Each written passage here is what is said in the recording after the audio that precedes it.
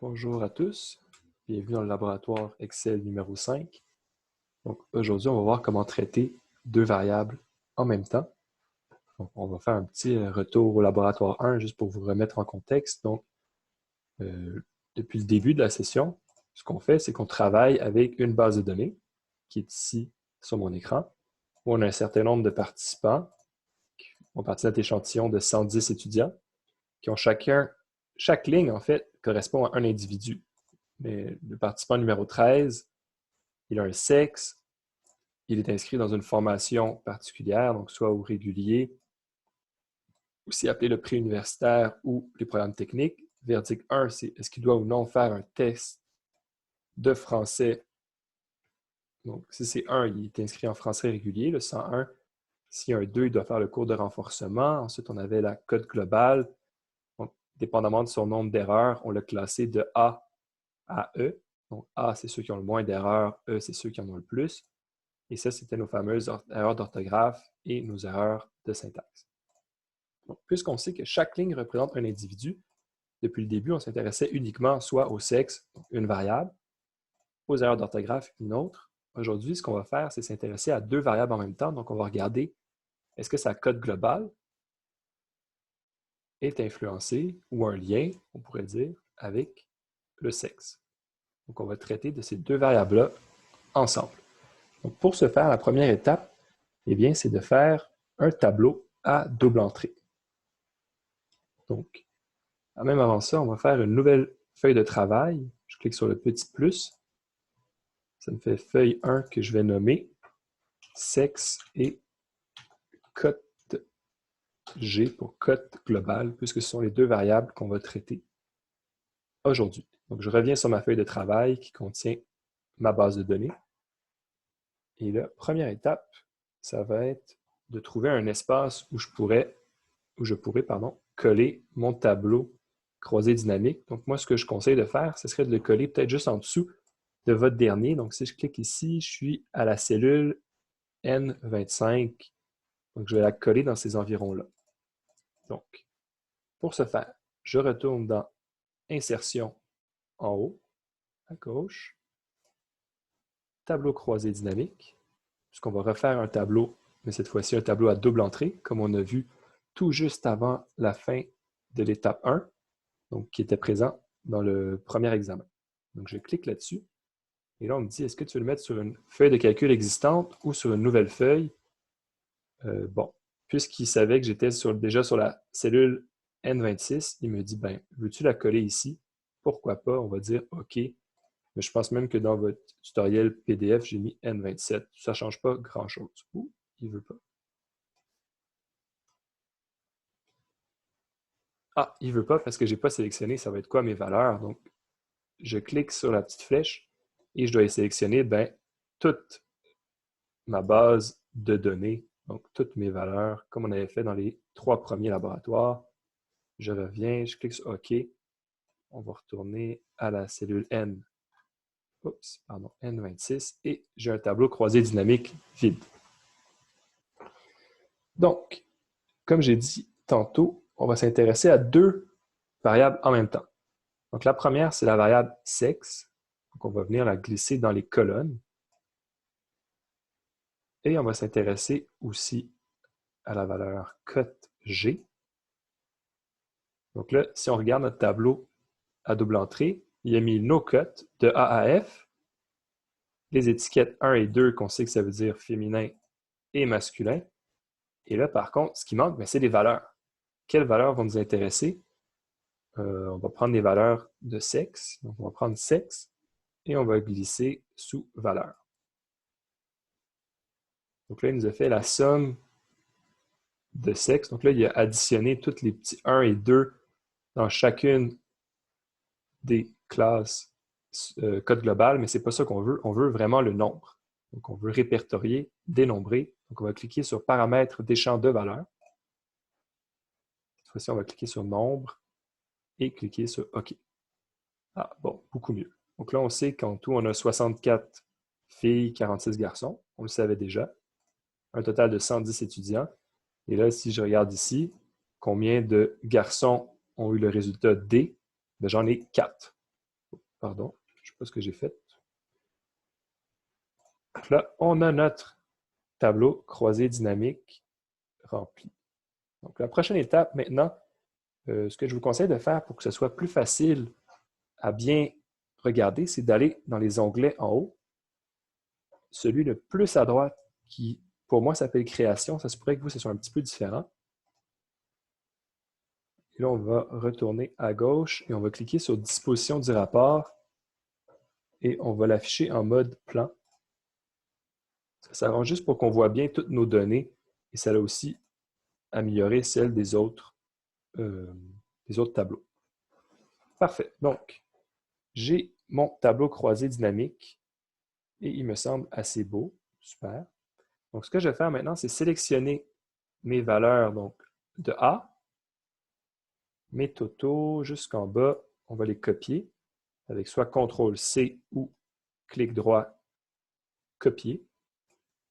Et on va les coller dans sexe et code global. Donc, comme on a fait pour nos premiers laboratoires, on va coller nos valeurs. Super. Puisqu'on va pouvoir leur donner des titres ensuite. Donc là, j'ai collé un petit peu bas. Je veux au moins me donner 3, 4. Ouais, ça, c'est pas mal mieux pour l'instant. Donc, on fait un petit peu de mise en forme.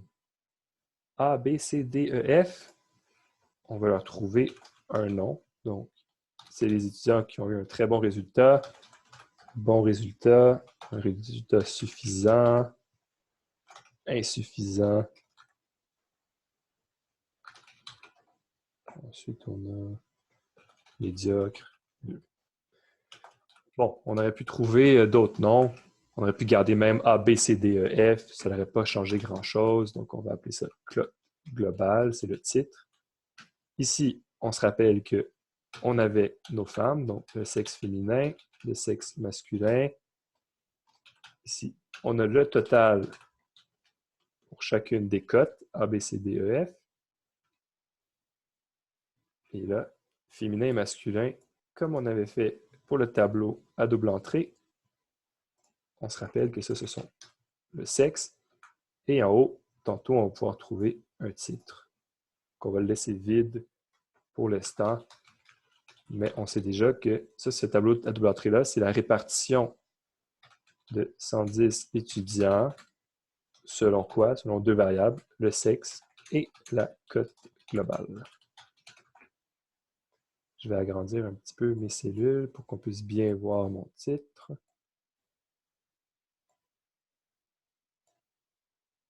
Bon, comme moi je vous ai dit, on fait vraiment un petit peu de mise en forme là, pour avoir un tableau facile à lire.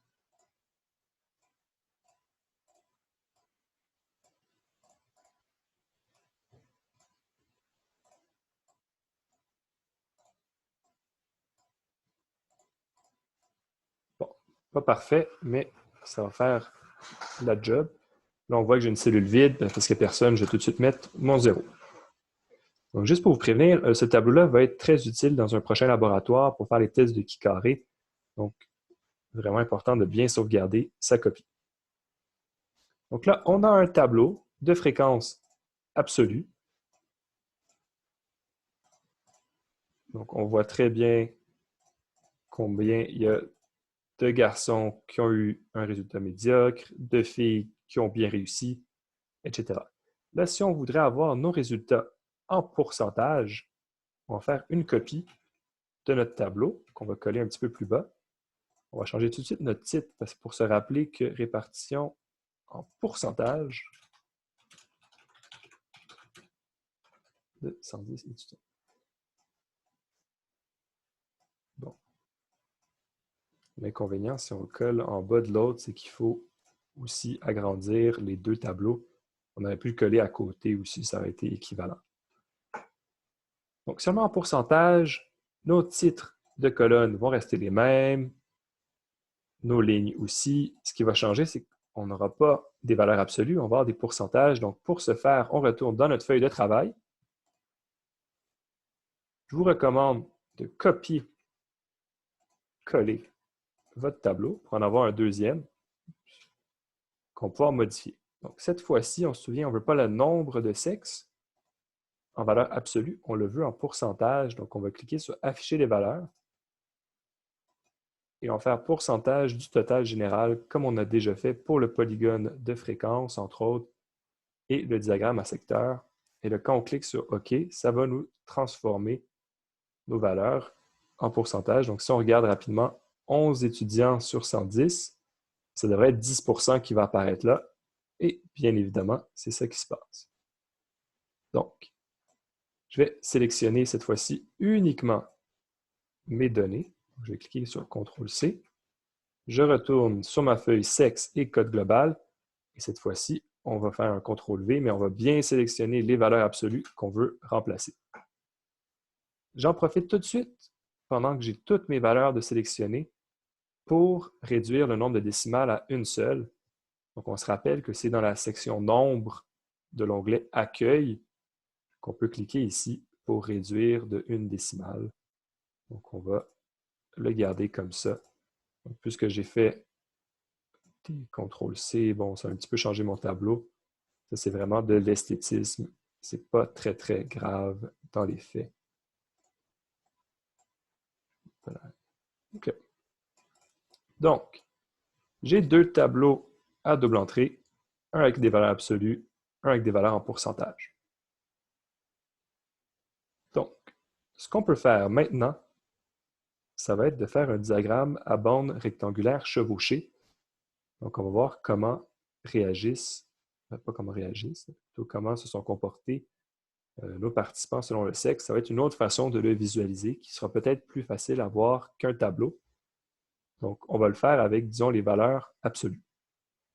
Donc, je vais sélectionner à partir de code global féminin et masculin, ainsi que tous mes résultats. Je vais aller dans l'onglet Insertion en haut. On va insérer un graphique. Donc, je vais cliquer sur l'histogramme groupé.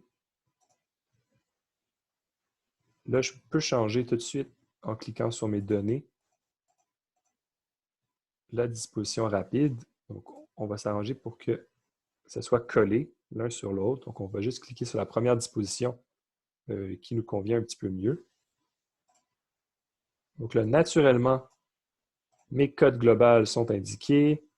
Le nombre d'étudiants, ça c'est bien. On a une légende. C'est sûr que le titre n'est pas acceptable. On va le changer tout de suite. Donc, on va prendre le même titre que ça. J'ai fait un copier-coller. Très bien. Là, il manque mes titres de mes axes que je rajoute avec le petit plus, titre des axes. Donc, c'est quoi ça? Ce sont les codes globales. Code global, ici, c'est mon nombre d'étudiants.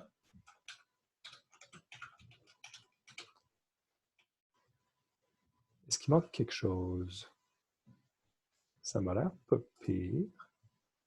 Je vous dirais que la seule chose qui manque peut-être, c'est j'ai pas d'axe des X, là, juste pas me tromper parce que c'est une étape qui me pose parfois problème. Si je double-clique sur mes valeurs de l'axe des ordonnées, pardon, qui c'est l'axe des Y, je dis X, je vais cliquer ici sur Option d'axe.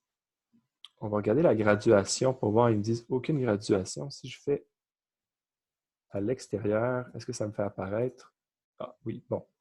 C'est en bleu, c'est pas idéal. Je peux-tu changer la couleur? Je pense que ça va être ici. Si je le mets en noir, peut-être. Bon, c'est réglé. Donc, j'ai mon axe qui vient d'apparaître, j'ai mes titres, j'ai ma légende. Tout est beau.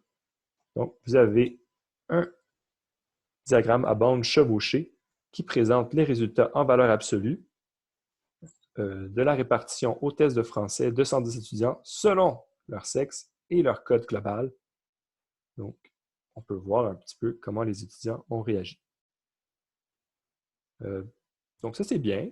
Ça me donne vraiment les valeurs réelles.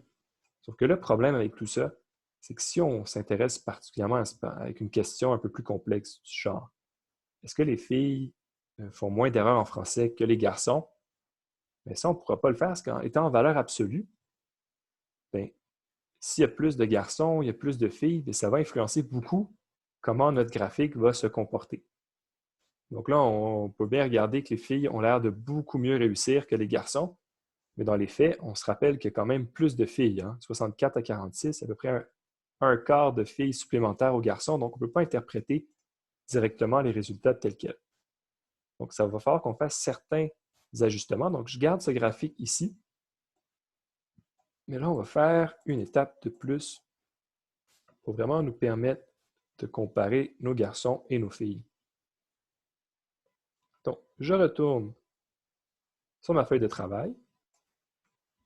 On va encore une fois copier-coller notre tableau croisé dynamique. Et là, dans nombre de sexes, je vais faire quelque chose de particulier qu'on n'a pas encore fait. Donc, je clique sur mes valeurs ici. Paramètres des champs de valeurs. Donc, les nombres, c'est bien. C'est ça qu'on veut. On veut les répertorier. Mais là, ça me donnait le pourcentage du total général. Donc, si on avait 11 garçons qui avaient eu le résultat B, donc bon, mais ça voulait dire qu'on avait 11 garçons sur 110, donc 10% du total général. Là, on veut le pourcentage total de la colonne. Donc, on va voir pour chacun des sexes comment ils se comportent. Je clique sur OK. Et là, ça va me donner quelque chose. Là, on voit que mon fameux 10% est devenu 23,91. Ça veut dire que 23,91 des garçons ont eu de la note B. Donc, c'est quand même différent du fameux 10% du total. Donc, ça va être beaucoup plus facile à interpréter. Donc, ce qu'on va faire, on va copier nos résultats, comme on a déjà fait. On va les coller un petit peu plus bas. On se rappelle que ça reste pareil. J'étais 2 en haut. Voilà. J'ai fait CTRL X, il faut faire CTRL C en fait. Je recommence. CTRL C. Bon, non, très bien. Ça aussi, on en a encore de besoin. Sexe, etc. Ça ne change pas. Notre titre, on va faire CTRL C, CTRL V. Parfait. Donc, on a une répartition en pourcentage de 110 étudiants. Jusque-là, ça va bien. Selon le sexe et la cote globale, bien là, on ne tient plus compte des deux variables en même temps. En fait, on va tenir compte à une variable par l'autre. Donc, on va trouver le bon titre. Donc, ça va être la répartition en pourcentage de 110 étudiants par sexe selon leur code global. Donc, ça, c'est un petit peu plus complexe à comprendre. Je ne vous ferai pas un gros exposé là-dessus tout de suite. Mais je vous invite vraiment à relire votre manuel si vous avez des questions. Donc là, on voit que nos garçons, le total, ils sont 100%, les filles aussi. Et là, on voit comment chacun des garçons s'est classé dans le fameux test de français. Je vais juste réduire mes décimales à 1.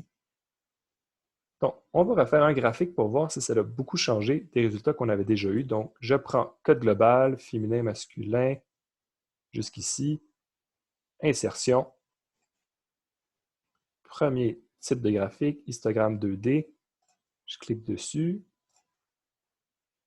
J'avais dans disposition rapide, on va mettre la première pour que nos deux graphiques soient pareils. Et là, on le met juste un en dessous de l'autre. Je vais l'agrandir un petit peu. Et là, on va pouvoir les comparer. Est-ce qu'ils se ressemblent? Honnêtement, oui. Mais lorsqu'on regarde le nombre de garçons dans la catégorie insuffisant, on se rend compte qu'à peu près 55% des garçons qui ont un insuffisant, la cote C. Donc, c'est beaucoup plus élevé que le nombre de filles qui se retrouvent à peu près à 36%. Alors que quand on avait nos valeurs globales, on aurait pu avoir l'impression que les filles et les garçons réussissaient à peu près autant bien, pas qu'ils réussissaient, mais qu'il y avait autant de garçons que de filles qui avaient le résultat suffisant. Mais dans les faits, les garçons ont beaucoup plus de C que les filles. Et là, si on va plus loin, c'est à peu près la seule grosse différence. Mais ça nous permet quand même de voir que les résultats des filles sont beaucoup plus dans les résultats forts, très bien, bien suffisants. Quand ça descend, ils ne sont plus très là. Vous voyez même le insuffisant. Avant, il y avait plus de filles que de garçons, mais seulement parce qu'elles sont plus nombreuses. En termes de pourcentage, il y a plus de garçons qui sont insuffisants que de filles. Donc, je vais mettre un titre à mon graphique. Je vais le copier-coller le titre que j'avais déjà. Super. On va rajouter nos deux axes. Cette fois-ci, c'est pourcentage d'étudiants. On va mettre le petit symbole. Titre de l'axe, cote globale.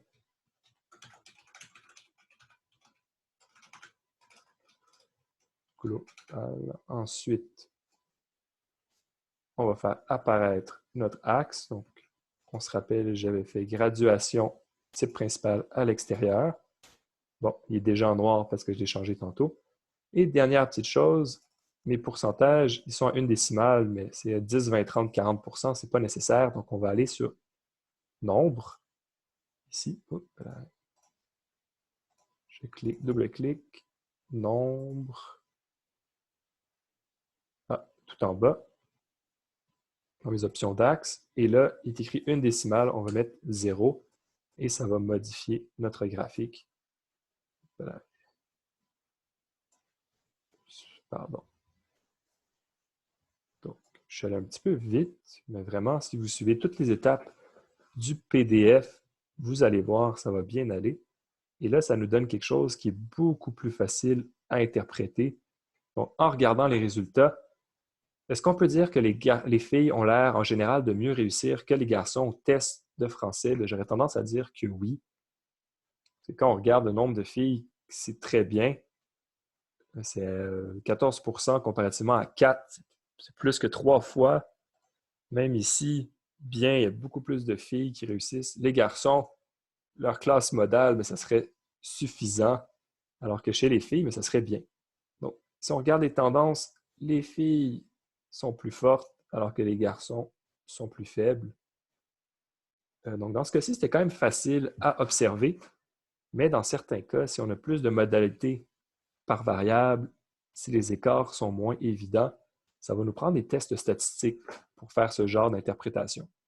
Donc, l'un de ces tests-là, c'est le test de Ki-carré qu'on verra dans le prochain laboratoire. Donc, pour l'instant, je vous laisse ici, mais très important encore une fois, de bien sauvegarder votre laboratoire. Et sur ce, je vous souhaite une très belle journée et on se revoit bientôt. Au revoir.